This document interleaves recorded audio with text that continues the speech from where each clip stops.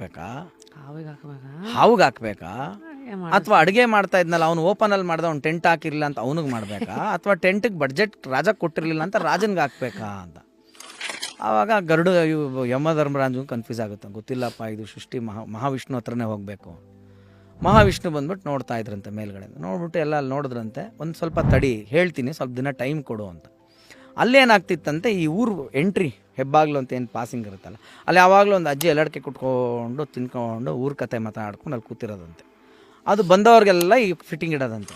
ವಾ ಎಲ್ಗೋಯ್ತಾ ಇದ್ದೀರಾ, ಅಲ್ಲಿ ರಾಜ ಊಟ ಅಡುಗೆ ಮಾಡ್ಸವ್ನೆ ಅಂತನಾ, ಅಲ್ಲಿಗೆ ಹೋಗ್ಬೇಡ್ರಪ್ಪ, ಮೊನ್ನೆ ವಿಷ ಹಾಕಿ ತಿಂದ್ಬಿಟ್ಟು ಬೋ ಜನ ಸತ್ತೋಗ್ಬಿಟ್ರು, ಅಲ್ಲಿ ವಿಷ ಹಾಕಿ ಸಾಯಿಸ್ಬಿಡ್ತಾರೆ, ಹೋಗ್ಬೇಡಿ ಅಂದ್ಲಂತೆ ಅಜ್ಜಿ.